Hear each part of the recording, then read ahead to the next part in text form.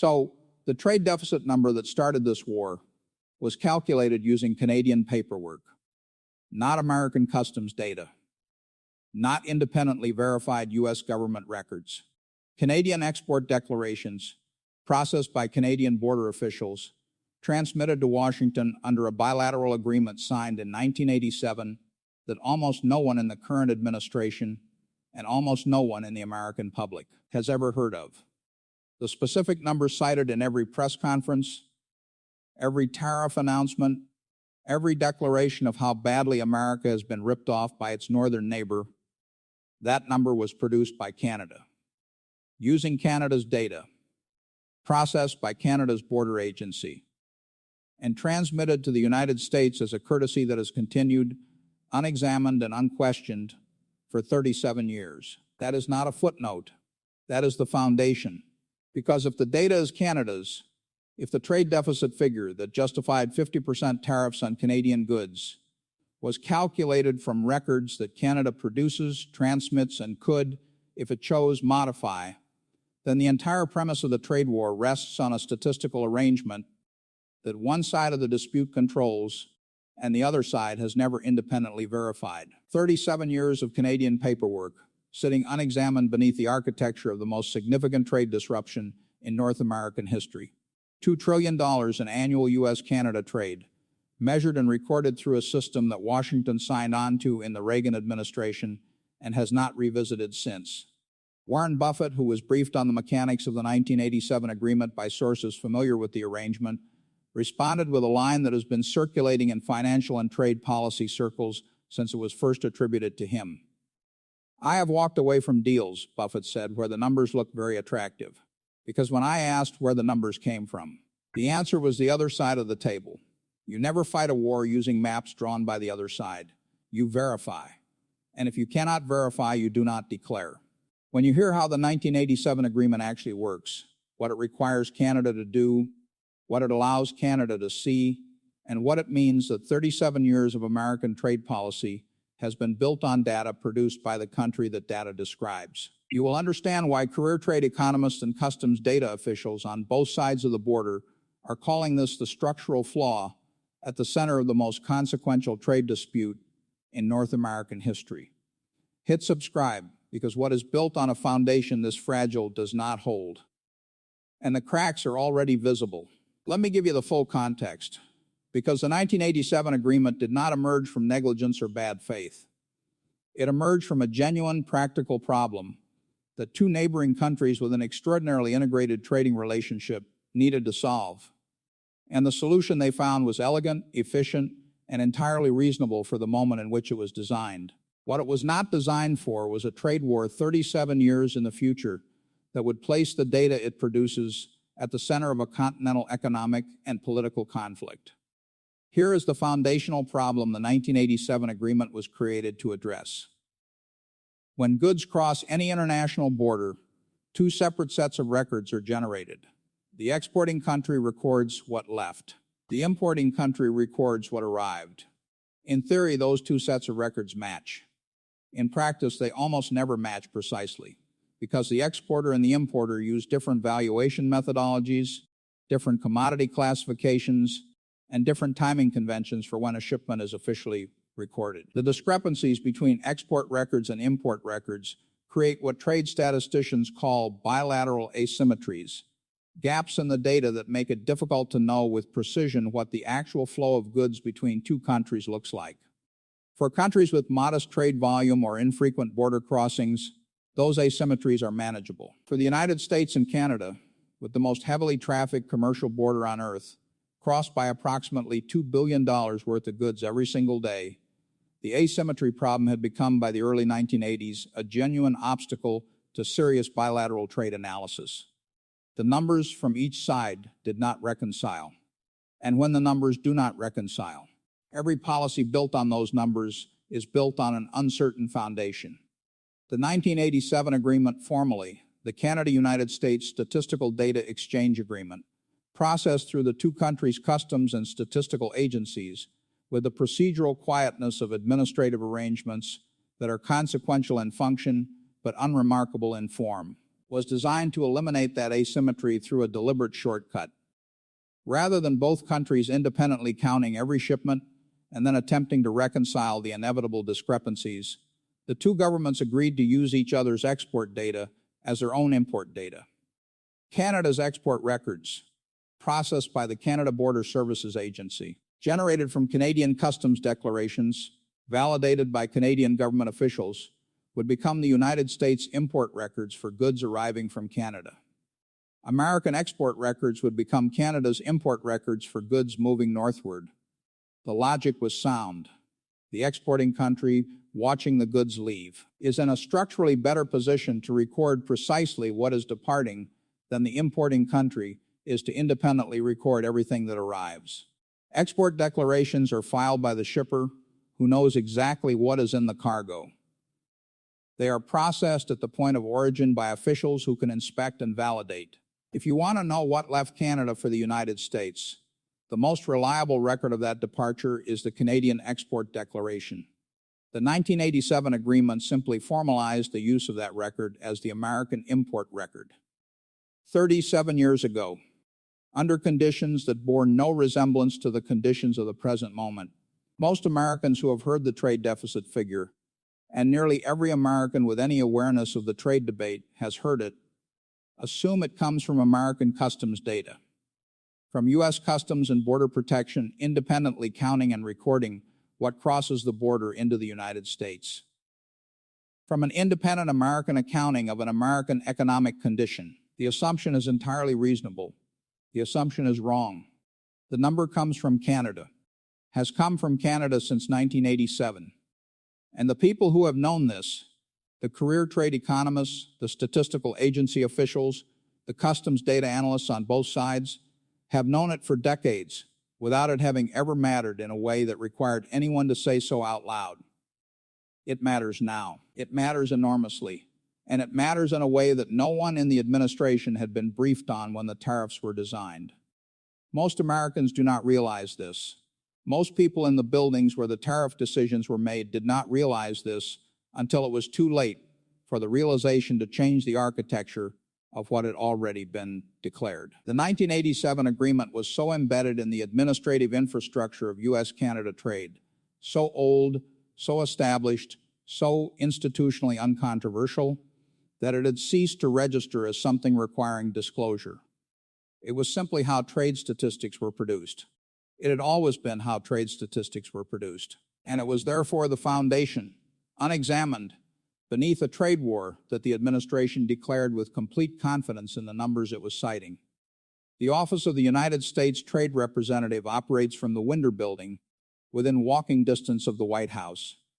The working rooms are functional rather than ceremonial, long conference tables, overhead lighting. The accumulated documentation of an institution that processes vast complexity through the steady layering of paper and institutional knowledge. It is a place where career officials spend years understanding the mechanics of international trade at a level of detail that no political appointee, however senior, has the time or mandate to fully absorb during their tenure. According to sources familiar with the proceedings, a technical briefing was convened in the weeks after the Canadian goods tariffs had begun generating their 52% price consequences in aluminum and their corresponding disruptions across manufacturing sectors. The briefing had been requested by a senior administration official who had been publicly citing the trade deficit figure, the specific dollar amount used most frequently to justify the tariff package, and who had received from a career economist at the Commerce Department's Bureau of Economic Analysis a question the official could not immediately answer. The question was, where does that number come from? Not rhetorically. Technically, what is the data source for the U.S. trade deficit figure with Canada that has appeared in press statements, in tariff announcements, in congressional testimony, and in public declarations of American trade injury? What agency produces it? Using what records? Processed through what system? Under what authority? The briefing room was arranged in the standard configuration of a working session. The long table, chairs occupied by a mix of senior political appointees and career staff, laptops open. The particular combination of impatience and attentiveness that characterizes rooms where political officials are receiving technical information they have not previously requested and are not certain they will, find useful.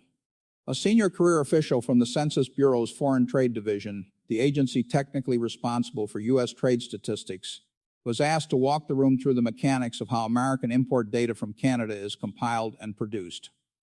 The career official began with the foundational framework, the export-import recording structure, the bilateral asymmetry problem, the 1987 agreement designed to address it. She presented it methodically, professionally, with the assumption that the audience needed the full institutional context before the specific answer would mean anything. The presentation had been prepared without any particular anticipation that its content would be received as anything other than a routine technical briefing. It had been the technical reality for 37 years. It was the technical reality now. According to sources present in the room, the specific answer arrived approximately 12 minutes into the presentation. The career official explained, in precise and measured terms, that the U.S. import data for goods arriving from Canada, the data that generates the bilateral trade deficit figure, is not primarily produced by American customs officials independently counting and recording what crosses the border. It is produced by the Canada Border Services Agency, processing Canadian export declarations under the terms of the 1987 data sharing agreement between the two governments. The United States receives Canada's export records. Those records are treated as authoritative U.S. import records. The deficit number is a figure that Canadian officials generated. She said it without emphasis. The way a person says something they have said many times or have carried for years in the background of institutional knowledge that no one has previously asked them to foreground. There was a pause in the room, a particular kind of stillness, not the absence of movement, but the specific quality of silence that occurs when information lands in a room and the people in the room are still in the process of understanding what it means. One of the senior appointees asked the official to repeat what she had just said. She repeated it. The trade deficit number, the specific number, was produced by Canada, using Canadian records. The water glasses on the conference table, according to sources describing the scene, went untouched for a long moment after that repetition. A junior aide looked at a senior appointee, a career economist at the end of the table, who had known this institutional fact for years and until this moment, not been in a room where its implications for active policy were visibly landing on people with the authority to act on it, kept her expression carefully and professionally neutral. The senior appointee asked, "Can Canada change what it reports?" The career official chose her words with the precision of someone who understood the weight of the question. Canada, she said, reports its export data according to its own administrative systems and its own customs declarations. The data the United States receives is what Canada transmits. Another pause, longer this time. Then, according to sources present, the senior official said something that multiple people in the room later described in terms that converged on the same essential meaning. He said this was information he had not been given. He said he considered it significant. He said he wanted to understand why it had not been part of the foundational briefing materials his office had received when the tariff policy was being designed and announced. The career official did not answer. It was not, in the most precise sense, a question directed at her. It was directed at the institutional history of an arrangement so old and so embedded in the administrative architecture of U.S.-Canada trade data that it had ceased to register as a feature requiring explicit disclosure. Because for 37 years it had not mattered in any way that required anyone to explicitly notice it. It mattered now. And the cost of not having noticed it sooner was sitting in the room like an uninvited presence that everyone could see and that no one could ask to leave. The immediate consequences of the briefing did not surface publicly with the visibility that other trade policy developments had generated. There were no press releases, no formal statements. The specific content of what had been discussed in the Uster working room was not transmitted through official channels to the media in a form that named names or cited the meeting directly. What did surface, according to sources familiar with the internal trade policy discussions that followed, was a new and urgent interest at levels of the administration that had not previously engaged with trade data methodology, an interest in understanding the full scope of what the 1987 agreement required of each party. What options existed for developing independent American verification of the import statistics the tariff policy had cited, and how quickly a transition away from reliance on Canadian-produced data could be implemented. Those discussions revealed what career officials could have disclosed at any point in the preceding months, but had not been asked to disclose: that building an independent American data collection system capable of producing import statistics comparable in accuracy to what the 1987 agreement currently provides would require significant investment, significant time, and would introduce, in the transition period, exactly the statistical uncertainty and asymmetry that the 1987 agreement was designed to eliminate. The arrangement that had been running for 37 years could not be replaced within a policy cycle. There was no short path.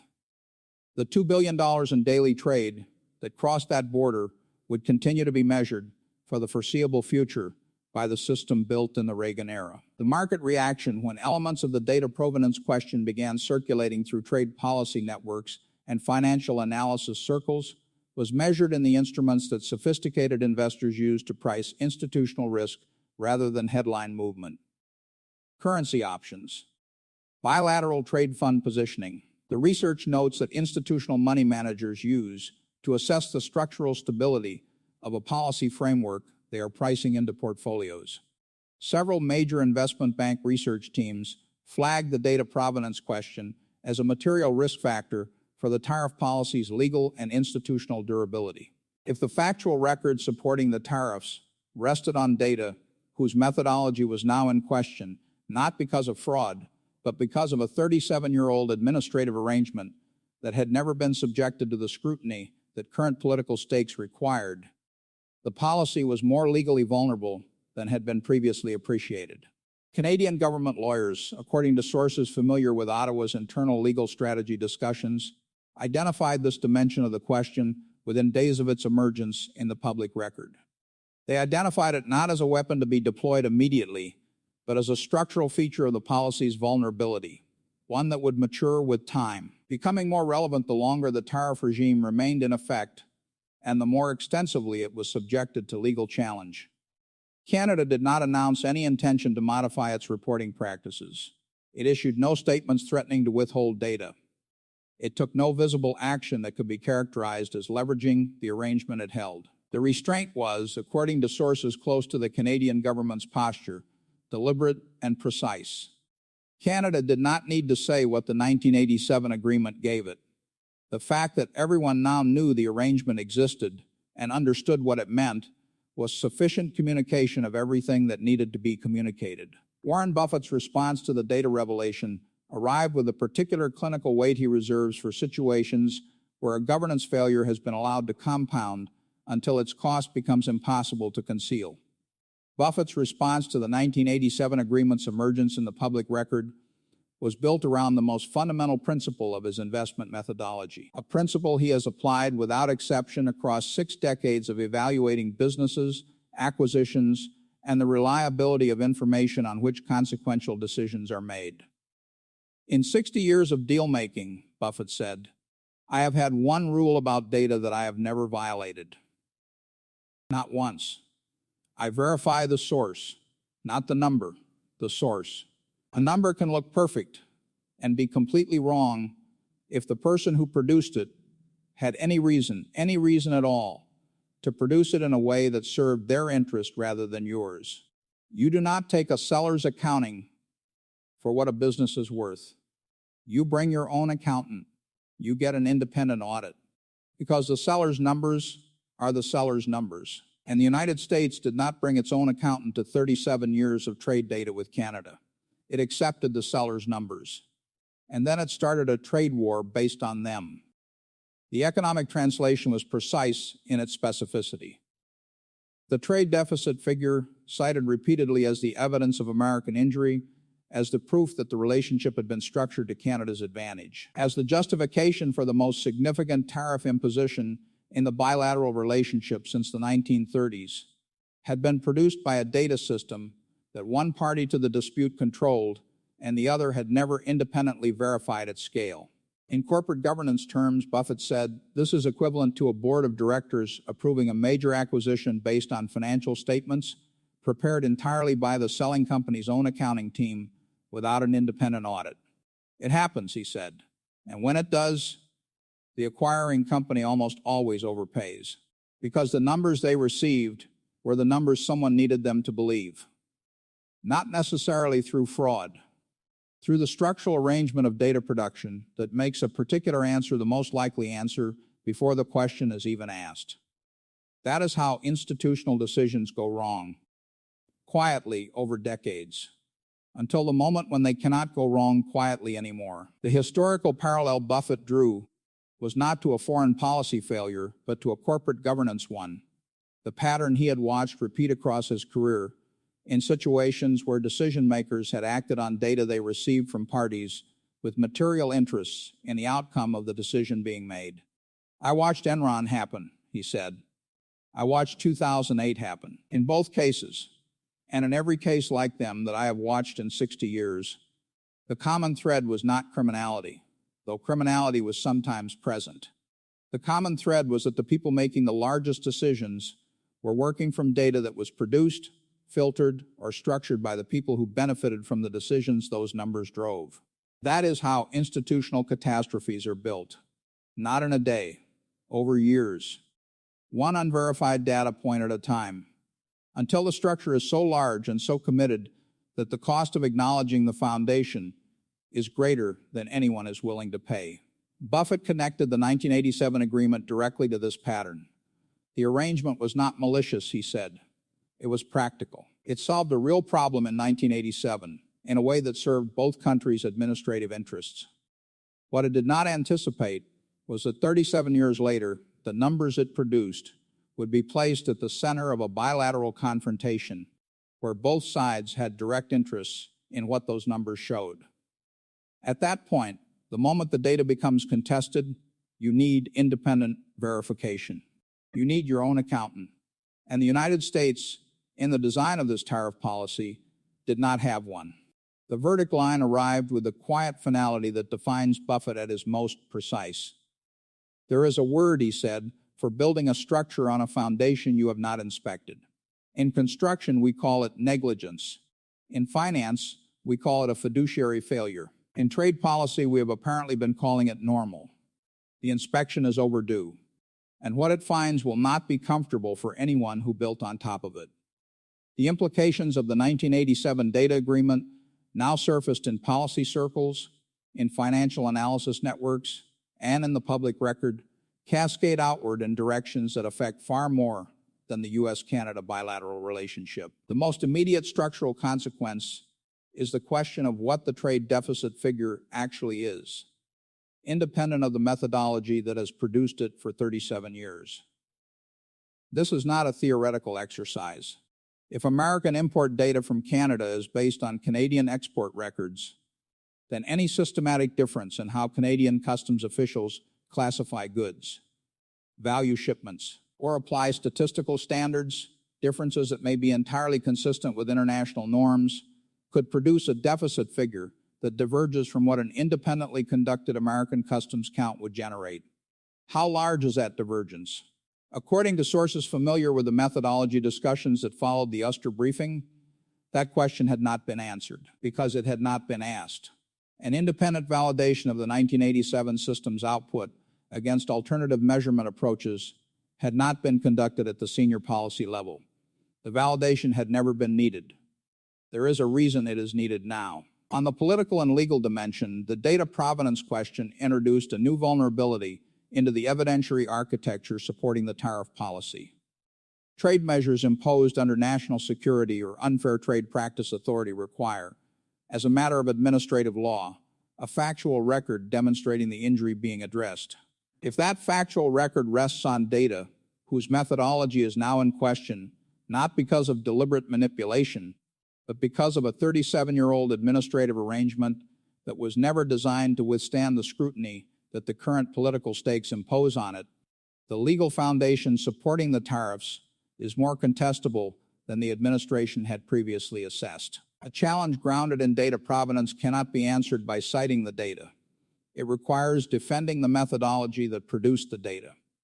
And that defense requires acknowledging, openly and on the record, what the 1987 agreement is and how it works, which is an acknowledgement that no one in the administration's trade policy design process had anticipated making. On the international dimension, the emergence of the 1987 agreement in the public consciousness sent a signal to every country that maintains bilateral data sharing arrangements with the United States, and there are many. The international statistical infrastructure for global trade is built on a network of bilateral and multilateral data exchange agreements, similar in structure to the U.S.-Canada arrangement. Countries that share their customs data with American statistical agencies as a cooperative courtesy or as part of broader economic cooperation frameworks are now in possession of a concrete, named example of what happens when that data becomes politically contested. It becomes a vulnerability for the party that relied on it without independent verification. Germany's Federal Statistical Office issued a technical note calling for a review of data sharing protocol standards. Japan's Ministry of Finance initiated an internal review of its own data exchange arrangements with major trading partners. Not dramatic geopolitical signals. The careful, methodical responses of institutions that understand the data infrastructure, once politicized, requires more explicit governance than courtesy arrangements have historically provided. China's position in this development was the one that concentrated the most attention. China has argued for years that American trade deficit figures with China are overstated due to methodological choices, including the treatment of goods manufactured in China that transit through third countries before entering the United States. That argument has been dismissed by American trade officials as statistical deflection rather than substantive critique. The emergence of the 1987 arrangement, demonstrating concretely that at least one significant bilateral trade data system operates through mechanisms more complicated than independent American counting, gave the methodological critique a credibility in American policy circles that it had not previously possessed. Beijing noted this publicly with the careful, deliberate satisfaction of a strategic rival watching the evidentiary foundation of a policy directed against it develop new and publicly acknowledged complications. The 1987 agreement was designed to reduce bilateral statistical uncertainty. 37 years later, it has generated a different kind of uncertainty entirely, not in the numbers, but in the foundation beneath the numbers. And uncertainty in foundations does not resolve itself. It accumulates, it compounds, and it demands eventually that someone build something more solid in its place. There is a principle that every governance system, every financial institution, and every scientific discipline that has survived long enough to accumulate wisdom about its own failures understands before it understands almost anything else. Before you act on a number, verify where the number came from. Not because the people who produced it were dishonest, not because the system that generated it was broken, but because the integrity of a decision is inseparable from the integrity of the data on which that decision rests. Verify the source. Always, most especially when the stakes are high enough that getting it wrong cannot be undone. The 1987 agreement was not designed in bad faith. It solved a real administrative problem between two countries that trusted each other, that had integrated their economies to a degree unprecedented in modern history, and that had every reason in 1987 to build a shared data architecture on the basis of that trust. The officials who signed it were not negligent. They were practical. They built a system for the conditions they faced. The condition they could not have foreseen was this, that 37 years later, the data their system produced would be cited, repeatedly and publicly, as the factual basis for declaring that one of those two countries had been ripping the other off, that the numbers transmitted in good faith under an agreement designed to facilitate cooperation would be weaponized as evidence of injury in a trade war that neither country wanted and both are paying for. That the trust embedded in the 1987 arrangement would become, in a different political era, a structural vulnerability in the policy architecture built on top of it. Buffett said it with the plain arithmetic that defines his particular authority. The United States did not bring its own accountant to 37 years of trade data with Canada. And then it started a trade war based on the seller's numbers. The $2 billion in daily U.S.-Canada trade is still crossing the border. The 1987 agreement is still in effect. The Canadian export declarations are still being transmitted to Washington, and treated as authoritative American import records. The trade deficit number that justified the tariffs, produced by Canadian customs officials, processed under an agreement signed in the Reagan administration, transmitted to the United States as a courtesy for 37 continuous years, is still the statistical foundation on which the tariff architecture rests. 37 years, $2 trillion in annual trade, a data agreement that nobody in the current policy apparatus remembered to examine, and a trade war declared with complete confidence in numbers that the declaring party had never independently verified. The inspection is now underway. What it is finding will shape the legal, institutional, and political trajectory of this dispute for a long time. And the 1987 agreement, the document that almost nobody remembered, that solved a problem almost nobody knew existed, that ran quietly beneath 37 years of North American economic history, will not be forgotten again.